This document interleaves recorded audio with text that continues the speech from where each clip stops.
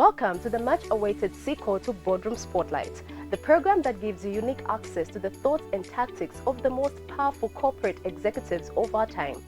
Come along as we examine the experiences and perspectives of visionaries who are revolutionizing leadership, innovation, and business. Chrispin Chiinda is a successful businessman with a strong legal background. A thriving lodge, a busy shopping center, and an effective clearing service are just a few of the prosperous businesses that Chrispin is the driving force behind. In addition to supporting the local economy, his broad business sense and leadership abilities have opened up a plethora of prospects for the community. Chrispin Chiinda is just a simple guy.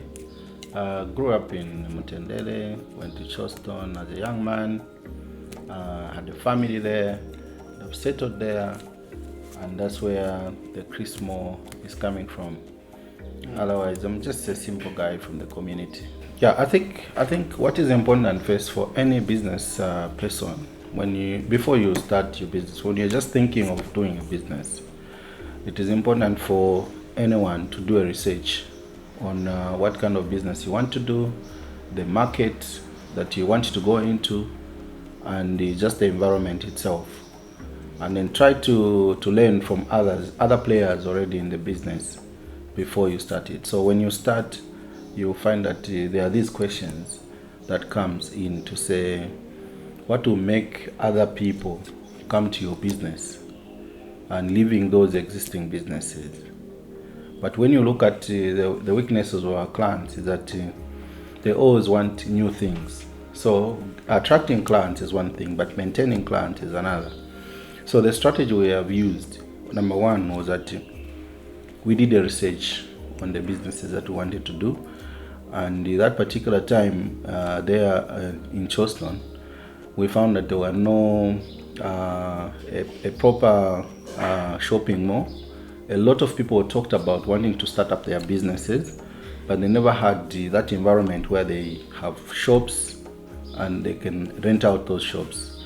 So it came to my attention that I needed to do shops without me running those shops, but renting out shops. So that's how I started building the Chrismo that you see in Charleston. So that environment, true to my research, it has proved to be a very good environment because the communities around that same place, that became like an important feature. So when you're going that side, you'll be told, ukafika pa Chrismo utume phone. And that is how Chrismo has become very popular in that particular area. Also, when we came to this place, it looked like a bush. And for me, I understand that business, you need to take a risk. Where there's a risk, that's where the money is. So when I came here, everyone never wanted to invest on this part of the land this side because there's a stream this side and the land was being eroded by the stream this side. So no one wanted this far end. Everyone was just rushing to upper land. So I took this portion, and true to my words, every client that comes here, I think they're appreciating, they're asking, how did you come here? How did you find this place? And some would ask, is this owned by a white man? Because some people don't believe that even us as Zambians can own places that look nice. So that is how I worked on the strategy. So we're still working on the strategy, and that we still want to attract more clients to be coming to the lodge, and also there at Chrismo after some time we need to change a facelift. We need to upgrade it to give it a different face. So far it has changed the face. It wasn't the way it was. We changed the face.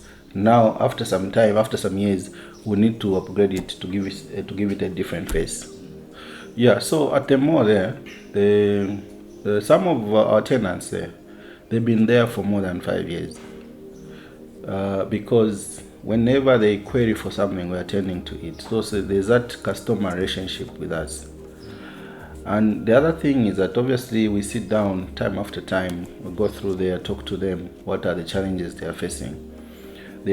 the challenge that we faced some time back when we said that everyone will be contributing for garbage collection, we faced the challenge because others were saying they were not producing as much garbage, so it was unfair for them. So that was a challenge, and as a landlord, we just said each shop should be able to pay on their own to the garbage collectors, and that became, I think, a good environment for each one of them. So basically, what I'm saying is that we need to have this relationship, and I have had good relationship with my tenants because those are my clients. And if I hear that some of the members of the public have been mistreated there, I try to follow it up so that it is addressed, and that is how we have kept Chrismore the way it is. I can say that Chrismore is a center of attraction for the local people in that particular area. Here is progress, is action and progress. Here at the lodge, we still have need to improve a lot of things because the business has to be changing as people coming. When you go to a place, obviously you would agree with me that you go to a place, you find it's the same thing, it's the same curtains. When you go there the second time, the third time, you wouldn't want to go to be in the same environment. You'll be thinking like it's a home. So this place is where we protect people's privacy, and we have to make sure that people feel at home when they come here. That's why we have secured rooms with privacy, proper privacy, and also we have a garden where from the room you can go to the garden and sit, and then you feel it's a different environment. So we are trying to improve our services every day. I know that we have not reached where we want to reach, but we continue making it to be a better environment for our clients. Yeah, so at Chrismore in Charleston, we have created jobs. We've created job opportunities for the locals. We have also created job opportunities, also not direct but indirect, because the environment that they find themselves in is making them to gain an income. For example, the taxi drivers, the Yango drivers, they operate from there. So it's easy to get a Yango or any taxi from Chrismore because it's a secured place and it's a known place. We also have a Jombuzi outside doing Michopo. So also they are making incomes there. So we also have these young people from the community who are coming to do pieceworks from there. And on top of that, we also, the way we have our tenants, these tenants that are running the shops, these businesses that they are running in our shops, they have employed young people from the community. That is creating indirect job opportunities for young people within the community. What we have also done is that we've allowed the community to be drawing free water from Chrismore at our expense. So the community draws water from Chrismore there. So every time we look at it, we see that there are many other things that people are doing just near Chrismore there. There are restaurants around Chrismore. It's because we have created an enabling environment for the community. Coming to here at Chrismore Lodges, it's the same thing because we have employed people from the community, and every time and then when we want to do an expansion or upgrade something here, we are getting that manpower from the community. So time and again, the community is benefiting from the businesses, the business environment that we have created, both from Chrismore, the shops, and also the Chrismore Lodges here in Chamba Valley.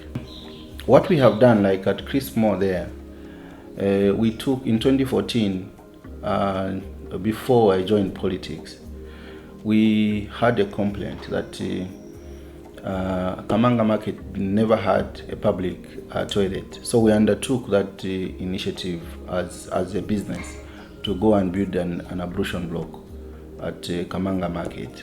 So when you go there, you find that there's something there we started.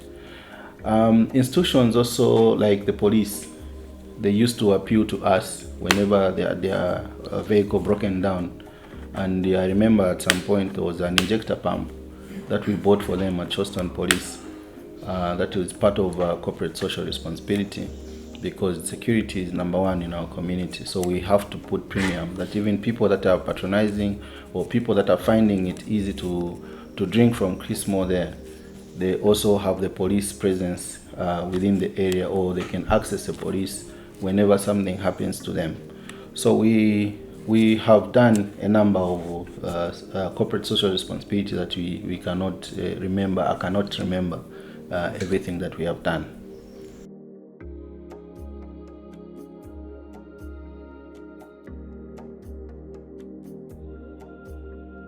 Yeah, so for the mall, most of my tenants are running bars, and in 2020 we were faced with COVID-19, which affected a lot of our businesses, and our business we are affected highly at Chrismo, because government then ordered that bars and restaurants should close. So we had to, most of our tenants stopped working. We had no choice but to put ourselves in the shoes of our tenants. We had to cancel rentals for our tenants for 3 months because they were not operating. And each day we were anticipating that maybe government will announce that bars now can operate on condition. But it was 3 months before they announced. So we also considered that COVID period, and we had to cut down on the. We actually wrote off the rentals. We cancelled the rentals for our tenants, all the tenants at Chrismo. Then some of the challenges what we have seen is that in our nearby communities, there are these young people we call junkies that have attacked some of our clients within the premises that are there, and people have felt to be unsafe. And this is why we bring in the issue of security, where we work hand in hand with the police so that in the night they do the patrols. But there are also instances where some of our clients also would delay in paying rentals. So those are also challenges. Coming here at a lodge, these places, like here where the lodge is, it was a bush, and I was the first person to come and build this side. So we had to clear off even the road that you came with this side.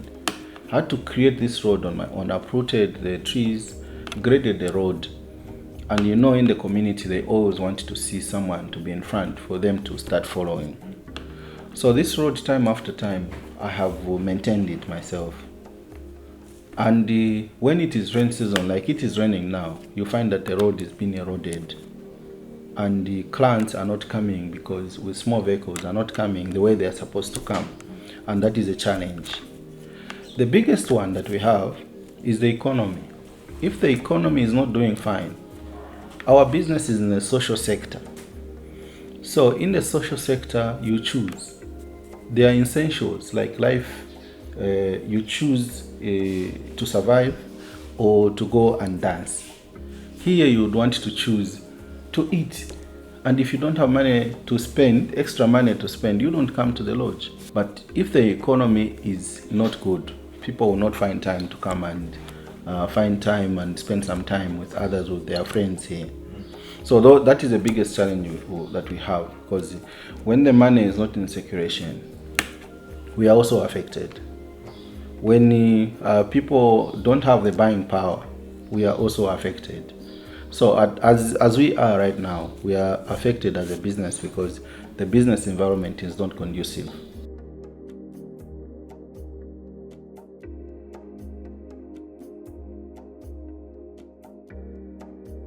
So what I have done is that I have started a succession plan that my children have grown, and I have brought my child who is above 18 and he is under orientation so that he can succeed the business and bring in fresh ideas on how they want to grow the business.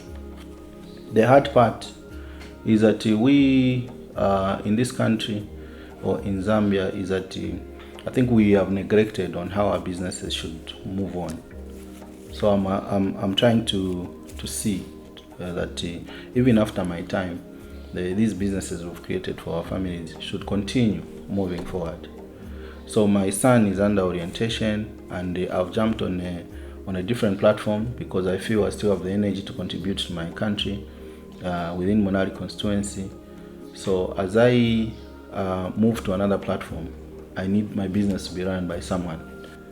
So for this business to be sustainable, for this business to not to die, I have brought in my son, who at some point will take over the business, so that you start also bringing in new ideas. I think what I have done is big. Now it will be time for my children also to run it, so that they can also see it in another level. Yeah. So one thing I can tell you is that when you put the two, okay, when you put the two between unemployment and self-employment, you find that in employment you're going to have a comfortable life. Okay, you, depending on the job that you have, you are going to have a comfortable life in a rented house. Because when you buy a house whilst you're working, you'll be accused that you're stealing from your employer. In business, you're going to have that monopoly of doing your own things. You'll be able to build a house when the business is okay. You'll be able to buy a car without being questioned. And after your time, your children will inherit that business, and the business will go on. No matter how much you are qualified, when you are working, you have the master's degree. When you die with them. No, and not any of your children will use the qualifications that you have to get employment. So where we are going now, I would want to encourage our young people that you can work for some time, but think of a business, because a business will be there to support you, and you will do whatever you want depending on the business that you want to do. So it is important for all of us to start thinking of a business again. I know that we are different, we're differently made. Others are not good. They always want to be supervised and encouraged on what they're supposed to do, but others would want to do things of their own. The other one is that education, sometimes it gives us start assessing our risks before you do anything. But when you are not very much educated and you are business oriented, you'd want to take risks. And in fact, they will tell you that where the risk is, the higher the risk, that's where the money is. You see, but you should know how to not to go too much into that risk, because it will consume you. So it is important that you do these businesses. You can take risks somehow, so that your business can move forward. But you need to assess the kind of a risk also that you're taking. Sometimes there are times where you feel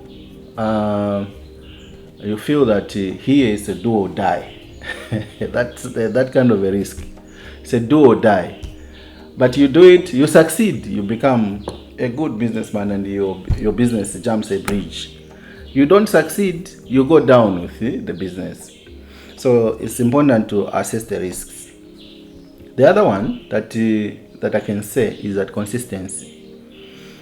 When you start a business, grow with the business. And it is important to start a business when you are still young, because you grow with it, you learn with it. A client that can come today, they come and see how it is. They come back after 5 years, they still find that it's even better than it was 5 years ago. You gain trust from such clients, and those clients becomes your marketing managers. Wherever they go, they are going to recommend that, oh, go to Chrispin, because that guy has been there for a long time. So I think consistency is very, very important in business, and thinking of doing business is very important. I'm not saying that education is bad. Education is good. For me to be communicating in this official language is because I went to school. So it is important to do education, but it is more important also to think about being independent, because all of us want to be financially independent so that you can start doing things of your own. In an employment environment, yes, you can be given a company vehicle to drive, but it's not yours. But when you're doing business, you can buy your own car, you can drive it, you can go wherever you want. No one can question you. So that is what I can say over the business environment. We appreciate you seeing the sequel episode of the Boardroom Spotlight. We hope our chat with Chrispin Chiinda was enjoyable. Keep checking back for additional episodes where we'll share more motivational tales and insightful commentary from the business sector. Keep coming up with new ideas and aiming for perfection. Till the next time.